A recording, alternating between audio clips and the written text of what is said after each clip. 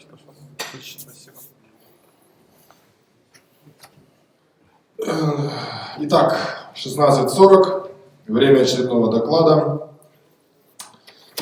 Я предоставляю слово Егору Бугаенко, который расскажет нам про вот эти 5 слов: PostgreSQL, Liquibase, Docker, Maven и Java. Прошу.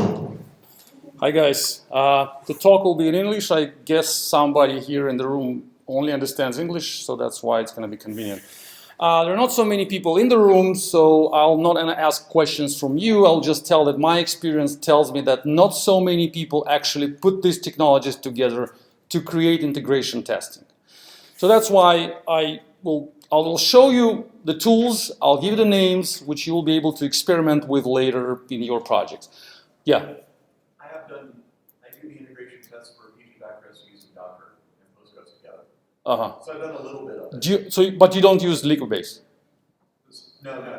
Okay. Yeah, so that's exactly my point. So people do use these technologies. They use Docker, they use Postgres, of course, Maven, but together with Liquibase and all that things, it's not really like typical setup, which I find quite convenient. I find this is really like useful, and I'll show you in production. I'll give you the production project, and we will try to make an integration test, and we will deploy it, and you will see how it all works. So it's going to be live coding, just a few slides. Hopefully it's going to work, but it's going to be live, so we'll try. So there's going to be the technology. The Liquibase is an open source tool for maintaining changes in the database. Not the changes of the data, but changes of the model, of the structure of the database. Of tables, columns, triggers, constraints, all that things. It is not only for Postgres, it's the tool which is useful for other databases like MySQL, Oracle, whatever you want. Maven is the build automation tool which is going to put all pieces together. Maven is the one which Java developers are using. Postgres, that's what the conference is about, that's the database. Everything I'll show you is about Postgres, but you can use something similar for, I have an experience using the same set of tools for MySQL, you can try for other databases as well. Java is the language, what we're going to see. I'm not going to show you a lot of Java, you don't need to be Java developer to understand the point. Router is my open source tool which will put Docker on top of everything we're going to discuss. So it's a tool which basically will start a Docker container, put everything there, and run the deployment to Heroku. So Heroku is going to be the production platform where everything will work. Heroku provides the platform for running Java code and Postgres as well. So we're going to use Java on Heroku plus Postgres on Heroku. So the production database is not my server. The server, which I'm going to show you now, is provided by Heroku. A little bit of theory, and then we'll go to practice. So Liquibase, this is how it works. Again, I'm not going to ask the question, but I believe that most people are not using this tool, which is a perfect tool for database management. If you are a database administrator, you must use it. There are some alternatives on the market, like Flyway, for example, which is a similar tool, which you can also try, but I tried that, I used that one. I find Liquibase more convenient, there is more support on the community, so I'm recommending to use Liquibase. This is how it works in a few words. So let's say you have the database, and the database has some model, some database schema, meaning tables, columns in the tables, constraints, triggers, and all that. So to create that table, we usually go like, we start a new project, we start it from scratch, we have an empty database, we create a table for Java developers. So if we are Java developers, we create a table for us. Then we alter the table. Then we create some other table. Then we add some column to the table. Then we drop some tables. So we are making changes to the database. We don't create the whole database from scratch and then keep it like that till the end of the project. It doesn't work like that. So usually we develop, we progress, the database evolves, the database grows together with the source code. We make changes to Java code, to Ruby code, to whatever code you have, to PHP code, and also you make changes to the database. So you need to add new columns, you need to create new tables, you need to develop. We have source code control like GitHub, or like Git or SV and Subversion. We have that instrument to control versions of the code, but we don't have the same instrument from Postgres. Postgres does not provide us any tools to tell us what was the state of a database a month ago. We just don't know. All we have in Postgres is just what it is now. We just look at the database after the change number 5. We just look at it and we don't see the table X or whatever. It doesn't exist there, but it was there before. So we don't see how it happened. We don't know the history of the database changes. We just have the current situation of the database. That's how it was in the source code many years ago. People didn't have this subversion or Git. They didn't have source control. They just had a piece of code, and many developers work like that as well. They just don't control versions. They just have a piece of code, and they just deploy it, that code, upload it somewhere, but they don't control versions. In the database, we want to control versions as well. We need it, but I don't know any databases which provide that version control. To my knowledge, they just don't have it.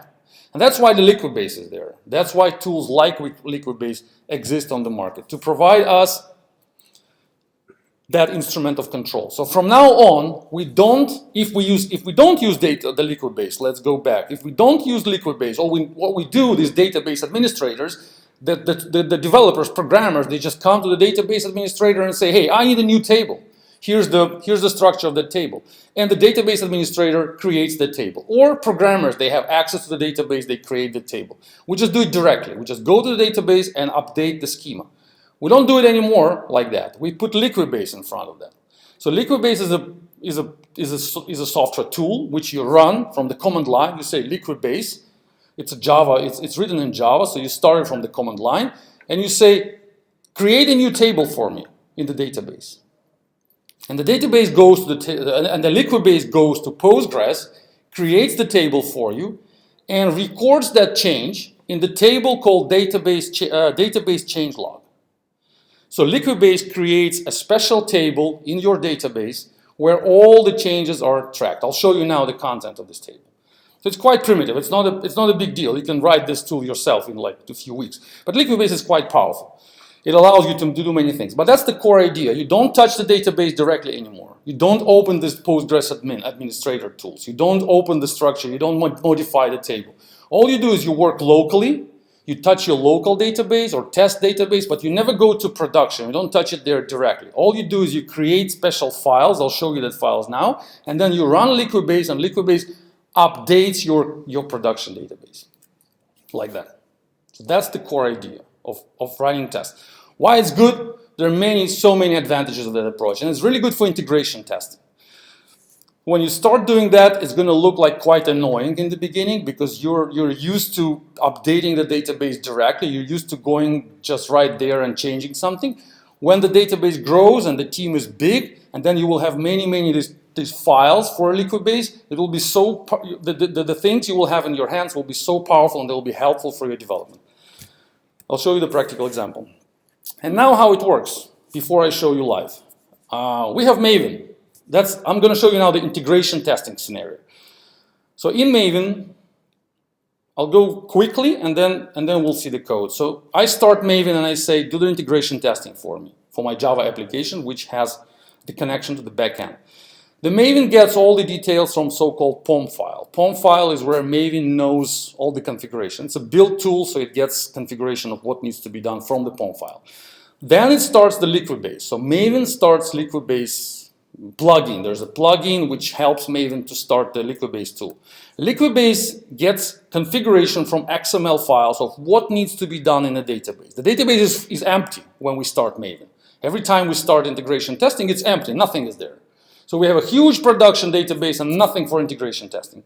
So we start empty, it's empty. So that's why Liquibase gets information from XML files which tell Liquibase what needs to be done in order to build the local database in the same form as it exists in production. So in that XML files, which know how to create the first table, the second, the third one, and then 50 different tables. So we have a full history of how our production database was started. So that's XML files. They know from the beginning of what needs to be done in order to build the database, which will look exactly like the production one.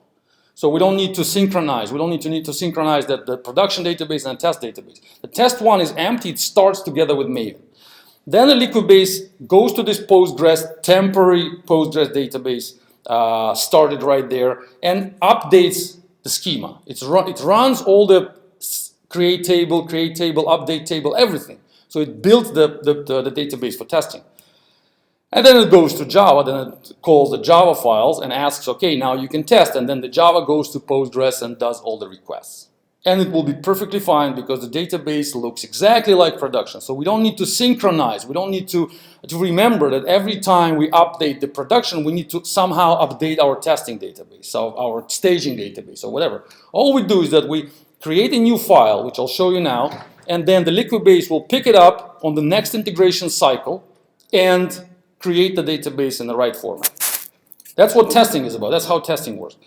And at the same time, the same mechanism works for updating production database. In production, it works shorter. In production, we have this router tool, which, like I told you, starts the Docker container and runs all together inside the Docker container. It starts Maven. Maven starts Liquibase. Liquibase gets the same set of XML files.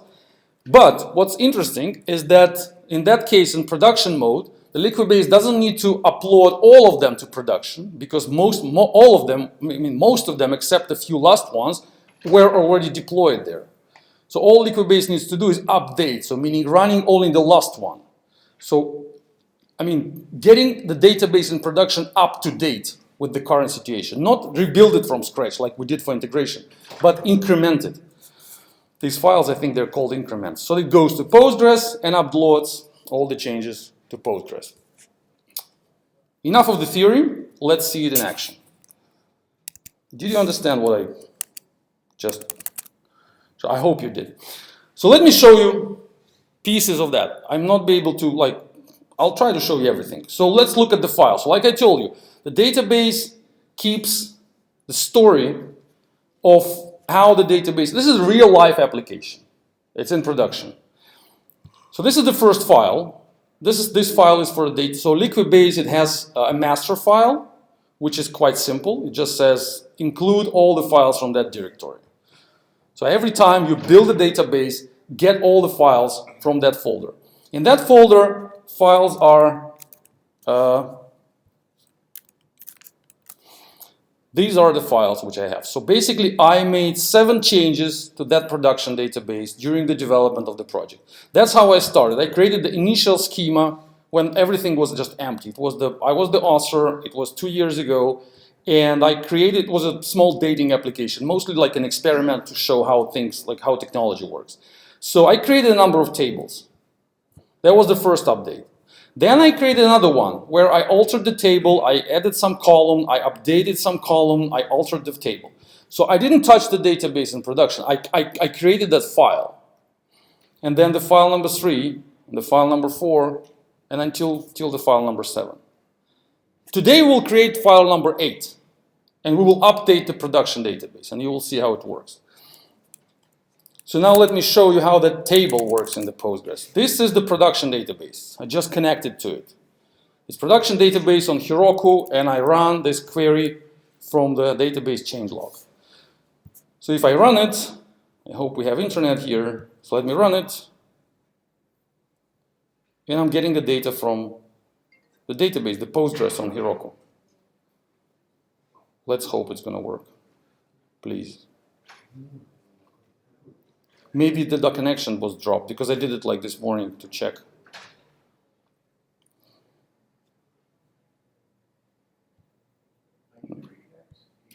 Should work, huh? I said maybe reconnect each admin. The whole thing? Let's do a reconnect. How do I do that? File. I think it will be more difficult. So let's just take a look at the content. Just trust me, I did that. That's live data. So you can see them, right? So there are 7 things, seven lines in this table. And there are dates. So you can see when these updates were executed. So it's 2014, 2014. So it's 3 years old.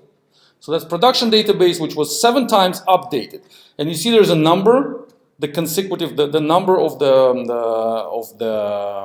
change, of the increment, and then it's a status, executed. If it fails, it's going to be, the status will be failed. And then there's a check summary, which is an indicator for Liquibase, so don't run it again. So if you see, operation timed out. I'm not sure I know how to reconnect this thing, but we will need it, right?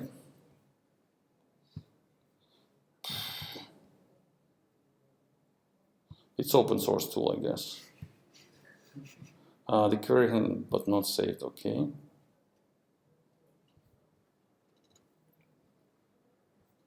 I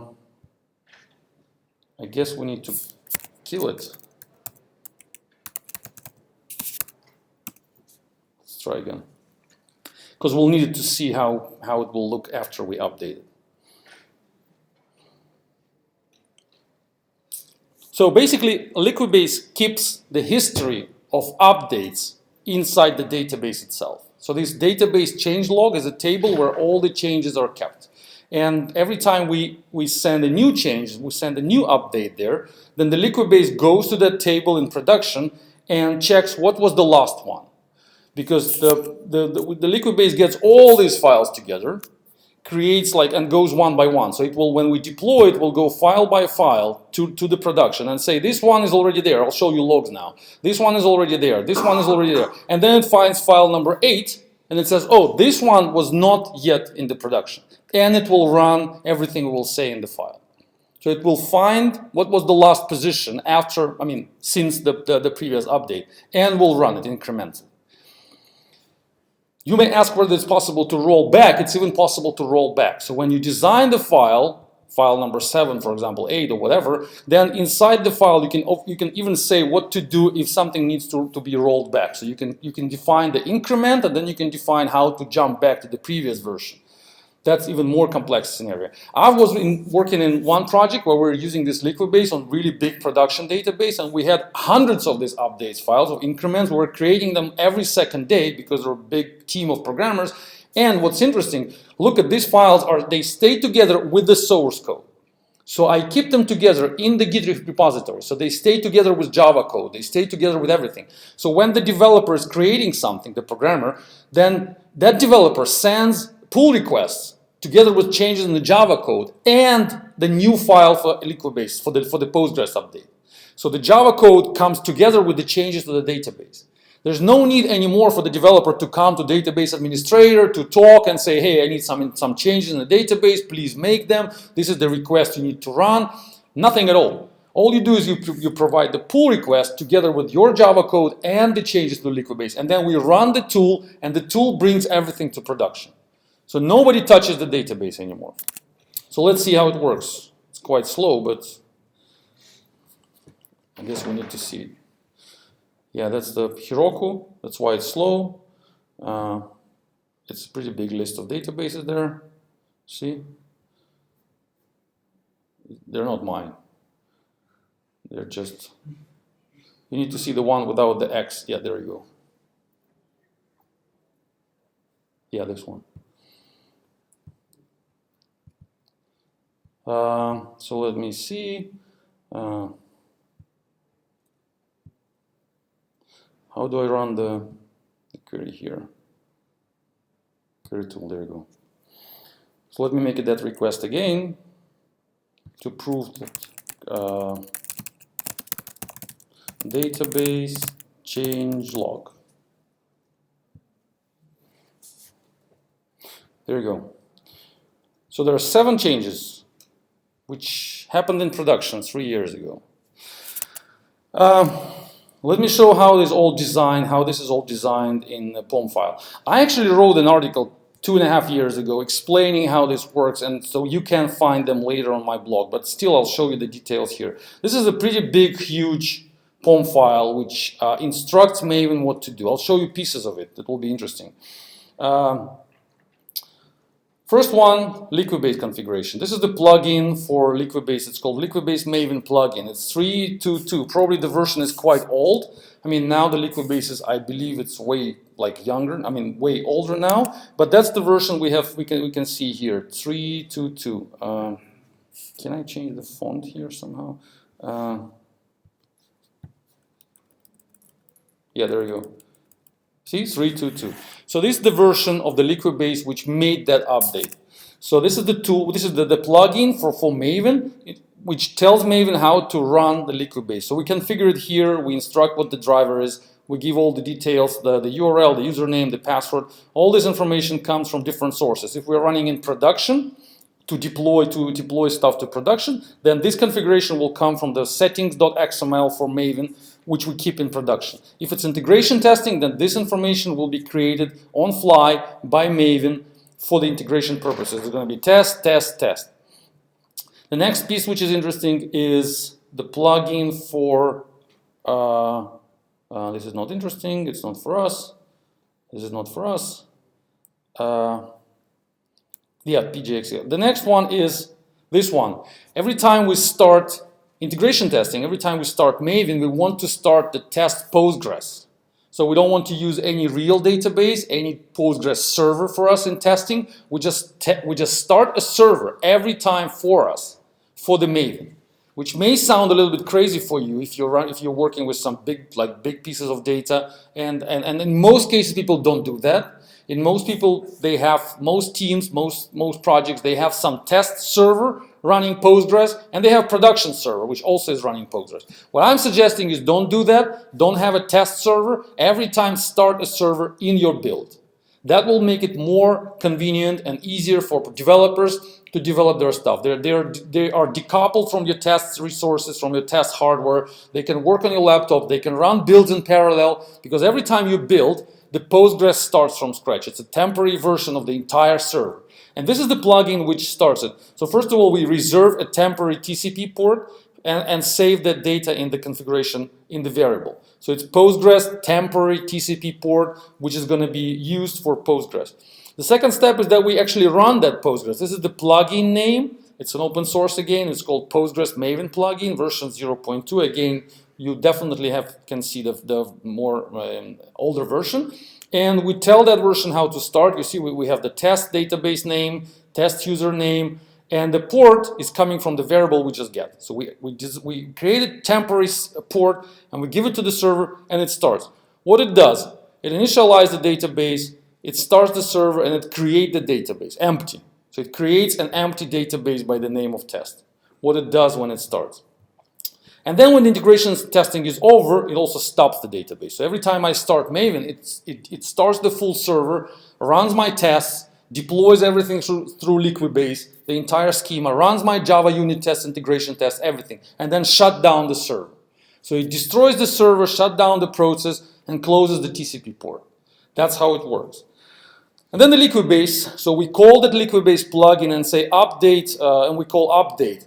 And we give the location of the test server. So we say, okay, there's a test port and the test database and the test username, just update the database. So when I say update, the Liquibase gets all these 8 files and deploys the entire thing to the test server. I'm talking about now integration testing scenario. What's next interesting is how this Postgres is actually deployed. It's quite a complex piece of software, and how this plugin works. It downloads the entire distribution, the entire package with the Postgres. Every time you start Maven, it gets this entire tar, the entire tar package, and unpackage it, unzip it, and prepares for start. If you look at this folder called target, this is the temporary folder Maven creates for each build, you can see where the Postgres is. Look, this is the real Postgres kind of server. So it has everything like binary files, it has documentation, and it has everything like a normal Postgres would have if you install it on the server.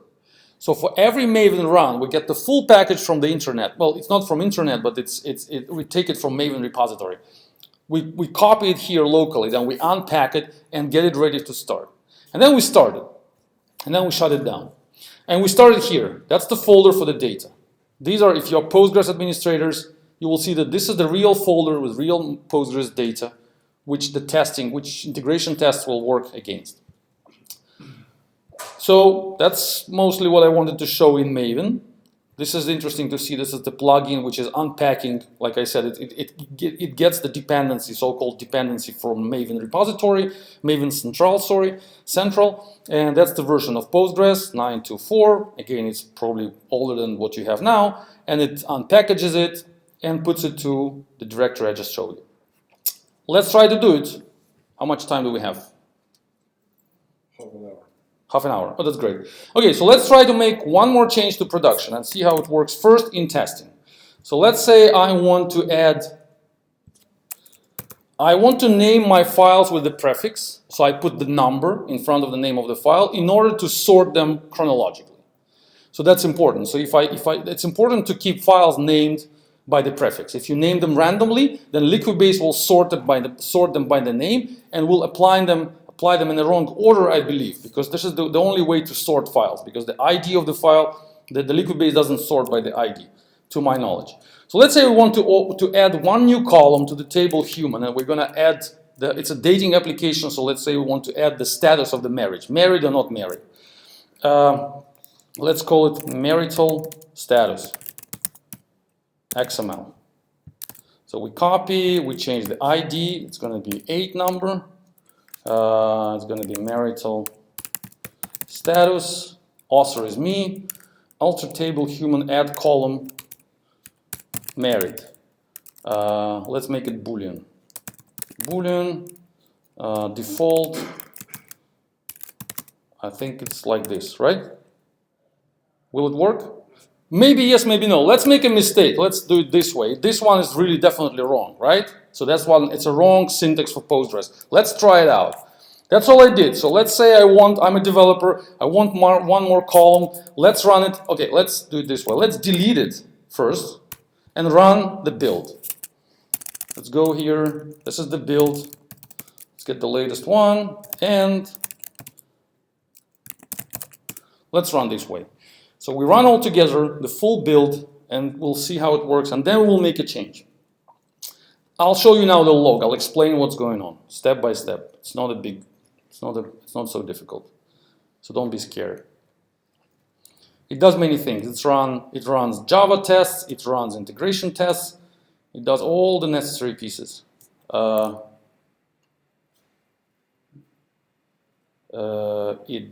package is not enough, so let's do verify.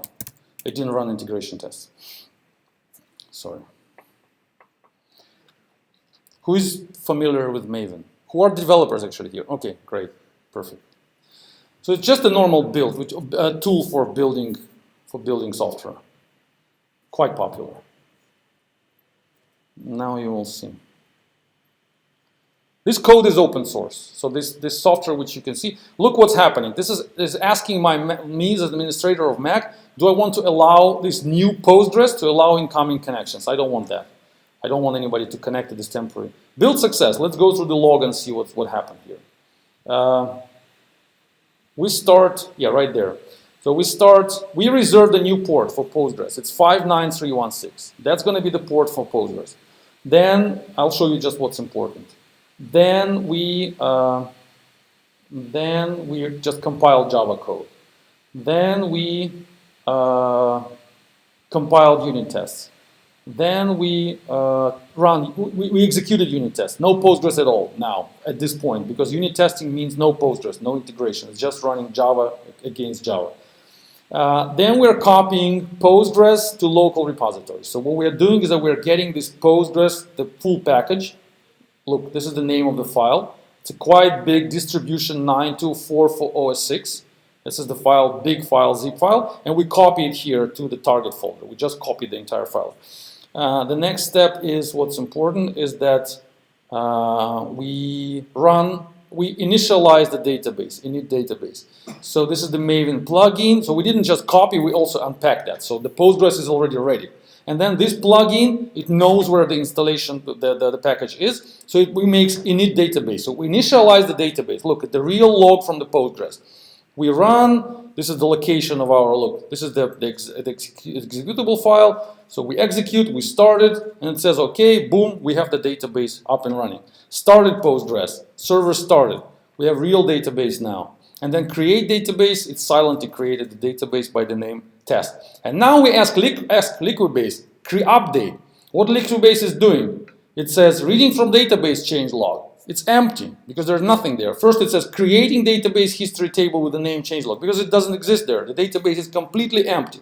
Next, it says 001 initial schema custom SQL executed. So it takes pieces of SQL queries from our files. 001, 2, 3, 4, 5, 6, 7.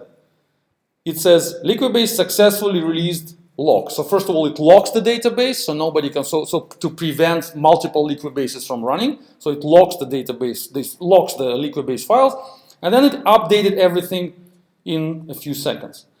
And then we start integration testing. We have Postgres up and running, and we can connect to that Postgres and use the tables which are there. Look, we're doing some testing, we're dumping something, there's some temporary data, so we're working against that data.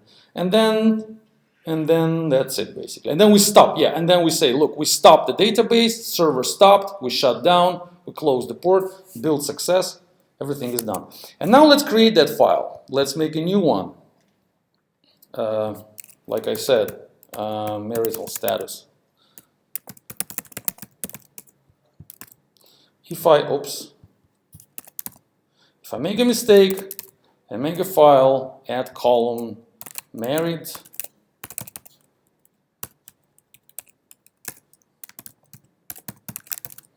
default, I don't know, yes, not null, and then this is 8.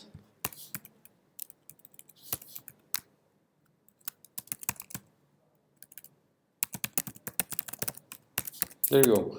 Let's run it again. So now we are like saying, okay, we need a database which has 8 changes, not 7, but 8. We need a database which is more evolved, which has one more increment, which has a different column in the table. The status, married or not. And we made a mistake in the SQL. So now the build, I hope, will tell us that you guys just did something wrong. I cannot prepare the database for you. Boom. That's an error. So it says something like column yes doesn't exist. We did a mistake. We did it wrong. I don't actually know how to do it right. Let's try default true, I guess. No, probably by default false. Whatever. What's the default status for marriage? I don't know. Let's put false. Hopefully it's gonna work. If it works, we're gonna commit it to Git now, and we're gonna deploy it to production. So now the integration test, well, I can write some Java code, we just don't have time. But believe me, if I write some Java code which will do something with this new column, it's going to work. Because every time I run from now on, the column is there. Let's see what the Liquibase will say now. There you go. We have it. So all the integration tests are clean, the file is there, the database is ready for the next version. Let's commit it and push. Let's create a ticket in the... I need Chrome, I guess.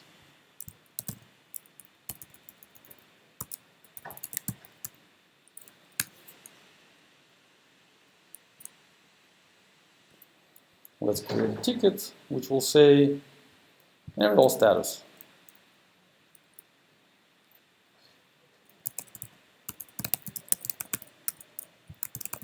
Let's add it to the human table. For some reason, I don't know. Well, it's a production project. I can remove it later, no problem. So the ticket number 27. So I'm saying git status, git add, git commit. Yeah, let's see. Git commit 27 married column. Git push origin master. So we push it to the real life master. Sorry for doing that without the pull request, but it's right there. We have it here, and now let's deploy it to production. I'm going to run router and say release tag is the latest version I released was, let me check what was the latest version of this production application. So we did release 073. Let's release 0708. It's a new status. What's going to happen now, it will take about 5-7 minutes. Now the router is a chatbot which starts a new Docker container on the server by that request. So it's a chatbot which talks to me in the GitHub ticket. So it will start now a Docker container from me. It will pull all the source code from this repository. It will run the same build we just did, and it will do one more thing, which I'll show you now. This is what it's going to be. This is the configuration for router. It's called .router.yml. It's a YAML file, which stays also together with the code. It's in the repository. It will do this. When I'm saying release, That's the full script router will run. We're not going to go through the script. It's quite cryptic. What it's doing here is it's deploying everything to Heroku and updating the database on Heroku. What we need here is this one line. So this is what it's going to do. This is the line we need. In this line, it will call Maven and say Liquibase update, and it will provide the configuration from this settings XML. So in the settings XML, there will be information for us that we are running in production. So forget the integration testing, don't touch integration testing database, but go to real production database and update our production database. So before deploying the real stuff, the real code to Heroku and rebuilding it there and deploying new version, we're gonna update Liquibase on the server. And we'll see the code now. Look, the router already gave us the response, said, okay, I'm working on that. It will finish that in like 5 minutes and it will be done. Then I will go here and I hope that we're gonna see one more line here which will tell us that now our version is 008. So again, in one big production project I was working with a few years ago, we had hundreds of that files and this table was quite huge and it was so easy to see everything there. Who made the change, why that change was made, and there were quite complex changes. And what's interesting is that every time you run that, first of all, you run it locally. If it fails, like it failed in our case, it's going to fail in production too. So you always can be sure that your local database, which you use for testing, for integration testing, is identical to what you have in production. You don't need to synchronize schemas anymore. You don't need to, like we had before we started using Liquibase, we had a technology so-called scrum. We were scrambling data, so-called. So we had a production database, and then the database administrators, they created a script for us to take that production database like every hour, download the entire database, which was quite huge, like copy the entire database. It was not Postgres but MySQL, and then remove all the data from all the tables somehow, and then give it for testers, for developers to use. So it was like, every hour copy or every day copy, and then developers were able to test their code against that piece of database. It was a nightmare. It was difficult because there was only one copy there. There was only one testing database. In this scenario, every developer has its own database. You're working on one table, you want to change one table, go ahead, change your table, introduce new columns, drop the table, create table, doesn't matter, it's all in your branch. I'm working on something else. I create another branch, in that branch, I create a table, I drop the table, and then we submit pull requests. And then we decide which one goes live or which one goes to the master branch. But they're completely isolated. If you don't have that, if you have a test database, that's a wrong setup because every time you will have conflicts. You won't be able to, to let many people work at the same time, because when I'm a developer, I go to this test database, I drop the table, then everybody will stop working because I make a mistake. In this case, I make a mistake in my branch. If I drop the table, it doesn't build like it didn't build now, it's my fault. So I just rebuild it and that's it. Let me run it again. Maybe it's already there. No, it's still not there. Still running. So that's, I think, a beautiful configuration to have. What problems you may have with that? What problems? I'll just tell you. In the future, you will definitely have issues. The first issue is that every time you use that approach, you will have problems with different platforms. So if I'm working on Mac and then another developer is working on Windows, then to run Maven on Mac and run Maven on Windows, it's different things. To start Postgres on Windows and start Postgres on Mac, it's different.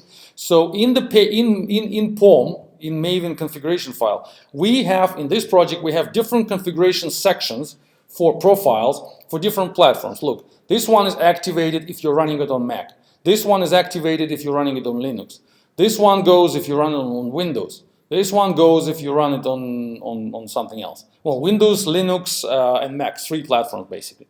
So you will most probably need to configure it for 3 different cases because installation of Postgres and starting Postgres is a little bit different in these 3 platforms. That's going to be the problem number 1. The problem number 2, which you definitely will see, and that's up to you how you solve that, if you want to configure your project for so-called green-blue deployments. Because in this case, there's no special configuration for that. who knows what I'm talking about? I'm not sure I'm using the right name, but they're called, in some situations, they're called green-blue deployment. Meaning that if I go to production, if I deploy this create new column to production, but then I fail to deploy, because look at this file, what happens here is that first I update Liquibase, and then I put the code there.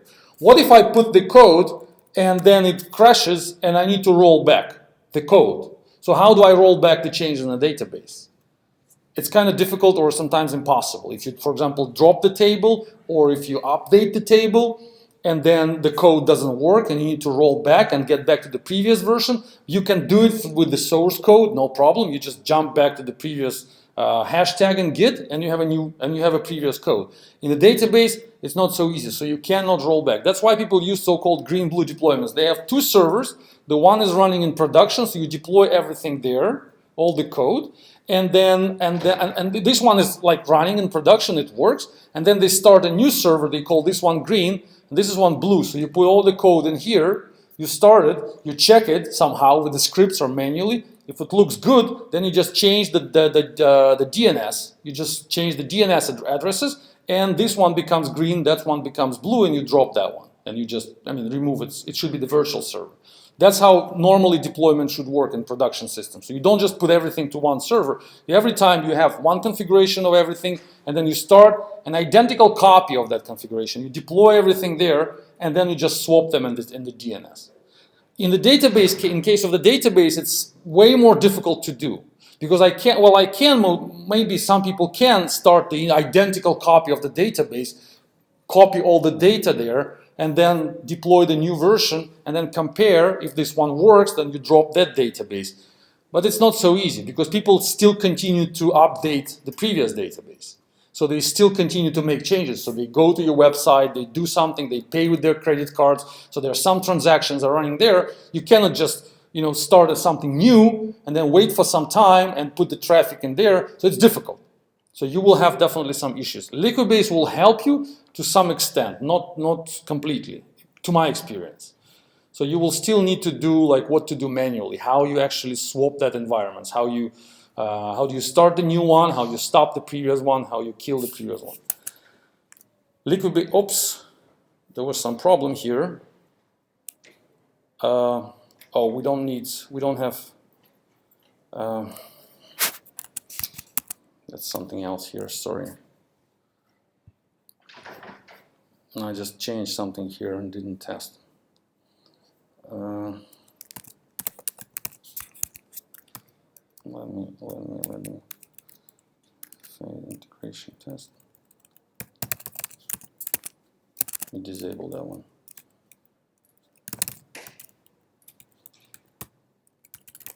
So I wasn't able to deploy for another problem, which is unrelated. Let's try again.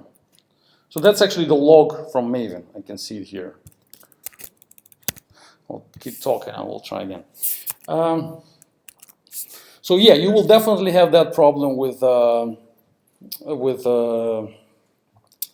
this green-blue deployments. Well, we had that, a few projects. How we solve them? It's every time something manual. Every time you think from what we can do actually we have just 5 minutes. So let's hope that in that 5 minutes everything will happen. But trust me, we will definitely see the line number 8 here, and the Liquibase will update production database. I can show you the log of the build which I had yesterday.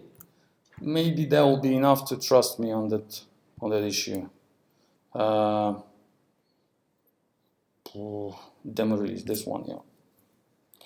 So I'll show you the production log of what happened in production. This is my log here. We need Liquibase. Everything else is not important.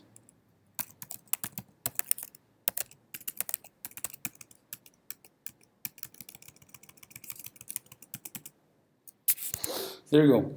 So we say Liquibase update. No, it's still test. I'll show you the piece of, yeah, this one. So this router inside Docker container, it called Liquibase update. It called that on production database. So it asked Liquibase to update. This is just some log for downloading, some dependencies. It's not important. I'll show you how it actually connected to Postgres on Heroku. And what did it say? Lower, lower, lower. Yeah, it's quite long. Sorry. Yeah, that's basically basically what happened. First of all, it acquired the log. The log acquired the Liquibase actually has two databases, two tables in the database. The one is called database change log, where all this history is kept. Another one is called database change log lock.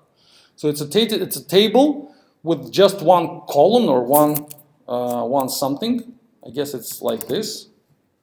Let's see what's there. So it puts the lock there. Yeah, it says it is locked now. No, it's not locked. So now the Liquibase can actually put the lock there and do the manipulations with the database. So if you run the Liquibase from multiple servers and start to update your database at the same time, they will not have conflict. So that's important for Liquibase. So first of all, it acquired the change log, and then it says reading from database change log, and then successfully release change log. So no changes are required. So I just did this, regular deployment, and no changes were required. So the Liquibase said nothing to do here, and successfully closed the connection to the Postgres. Today it has to actually make the update. What other problems you may have that are worth mentioning? You may have, with the rollback, definitely. You may have problems with, what people did. I just remember that mistake people did in the project when we just started, is that some programmers, let's say I give this project to like 10 different programmers, and some of them will do, because they don't understand, for example, how Liquibase works, they may locally in their computers, instead of creating the new file here, they may just copy that thing from here and inject it into the initial one of the existing files. So instead of incrementally creating new files and new files and new files, new developers who are not familiar with the tool, they will just go into one of that files, which exists there for 3 years, and just inject that code in here.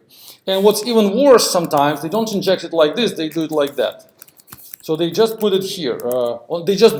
Sometimes they can do like this. Oh, that's a table, human. All right, let's put the merit status here. And they put the status right there. So that's a complete abuse of the entire technology. So they were not supposed to do that. So we never touch the files which were previously there. We don't change them. Because in that case, we completely messed the entire setup. You understand that? Because Liquibase will not understand what happened. The Liquibase will look at this, what Liquibase will complain about. It will look at this, it will calculate the check summary, will compare with the production, will say, hey, what's going on? The integration test will pass. Because for the integration, everything is fine, it's clean. Every time the database is clean. And the Liquibase will run everything, no problem. But then it will go to production. We will not understand what happened. We will merge the pull request. We will say, thank you very much. Your code works. Everything works. We run the integration test. Then we put it to production. And Liquibase complains like, hey, I just trying to deploy change set 001. But the checksum here and the checksum there, they're different. It's completely different SQL requests. And we will not be able to understand what's going on. Then we roll back, we blame the developer, we talk, we explain, this is not how you're supposed to do that, don't touch that file. And then they say, okay, sure, we're not going to touch it, and they do it again. So that's why we created some scripts. I remember that. We created scripts which, when you submit the code, when you actually run the build, they were checking somehow, I don't remember even how, but we built some instrument for that to prevent that from happening.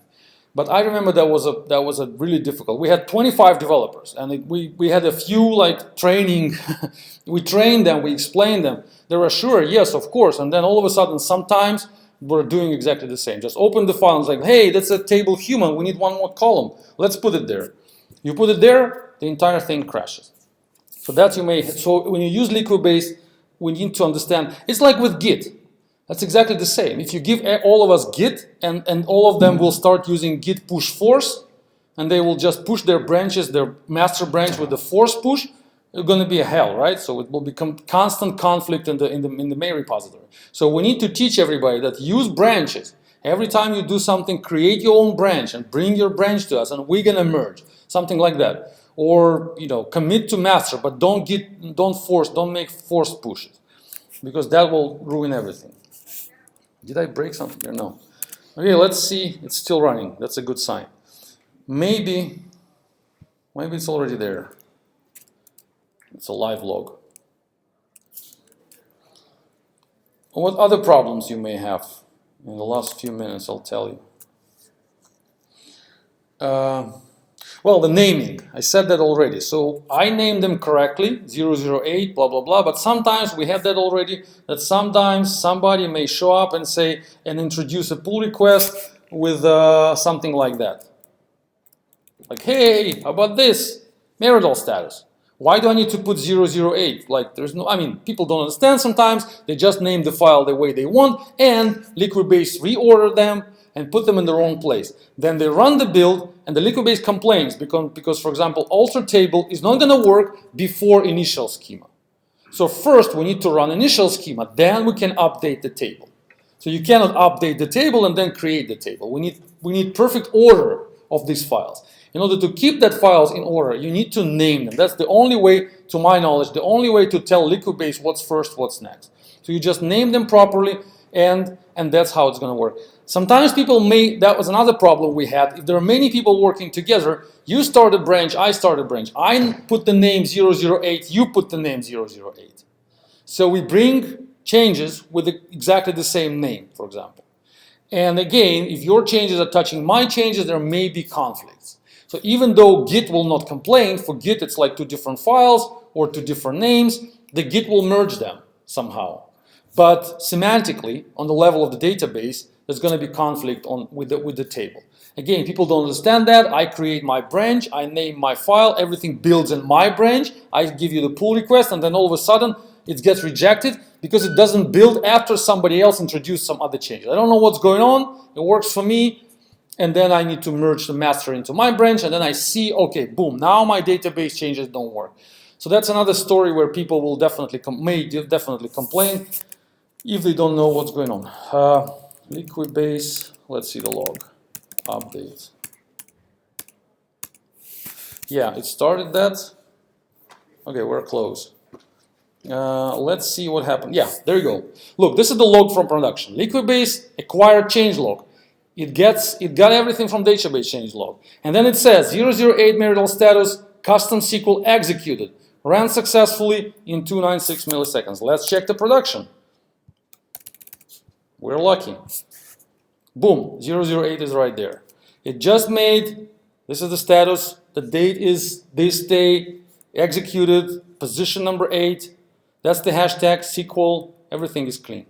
So now our table, our database has that column. It didn't have it before, it has that column from now on. Everybody knows who did that. I did that, that's the history. Why I did that? Because of that ticket. I can go back to the ticket, you can see where that file was introduced. It was introduced, look, it's successful. So Rulter said, I successfully did that, everything is clean. You can go back to the ticket and see why I did that. Because, well, it doesn't explain why, but in normal development, you will have a proper history of the code changes connected to your database changes. So that's a healthy way to maintain your database schema.